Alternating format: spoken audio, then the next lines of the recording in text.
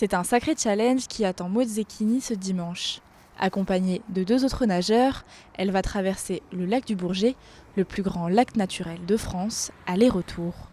Un défi jamais réalisé auparavant et qui a nécessité des mois d'entraînement. On a nagé toute l'année, mais on s'est préparé vraiment depuis juin. Et voilà, on a nagé principalement ici, sur le lac d'Aiguebelette, un beau site, avec des séances. On a fait 3 à 4 séances par semaine régulièrement tout l'été.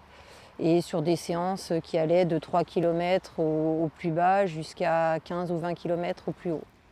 Alors à quelques jours du grand plongeon, elle se jette à l'eau une dernière fois.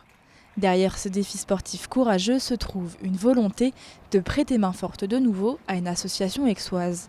Il y a 3 ans, la triathlète s'était déjà élancée dans le lac du Bourget sur les 18 km de l'Allée. En 2021, on voulait, avec mon partenaire, faire la traversée du lac pour une association. Et on est tombé, cette association venait d'être créée sur Aix-les-Bains. Donc voilà, l'histoire de l'association nous a touchés et on a nagé pour eux, donc pour aider cette petite fille qui était atteinte d'un cancer pédiatrique. Cette petite fille s'appelait Anastasia. En septembre 2020, elle fait sa première rentrée scolaire mais montre des signes de fatigue intense. Les médecins lui découvrent alors un neuroblastome à un stade avancé. Après des phases de chimiothérapie infructueuses, elle prend part à des essais cliniques. On pensait franchement avoir l'espoir qu'elle allait s'en sortir parce qu'on a vu qu'il y avait un mieux.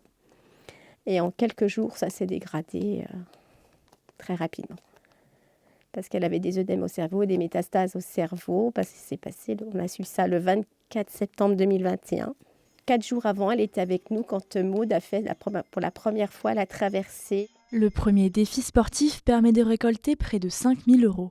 L'association, créée en mars 2021 pour soutenir la famille d'Anastasia, se met à confectionner ses porte-clés faits main et en vend près de 3 000. Malheureusement, la petite fille décédera le 16 décembre 2021 après 3 mois d'hospitalisation à domicile. Malgré ce drame, la chouette de l'espoir a choisi de poursuivre ses efforts. On a décidé de continuer pour continuer à venir en aide aux autres enfants qui sont hospitalisés au CHU de Grenoble, dans le service où elle était soignée. Et là, on a acheté, au mois de juin, on a acheté du mobilier pour les chambres stériles. Et là, on vient de passer une commande aussi pour du mobilier pour le service immuno-hémato-oncologique pédiatrique. L'association a mis en ligne une nouvelle cagnotte sur le site Helloasso qu'elle clôturera à la fin de l'année 2024.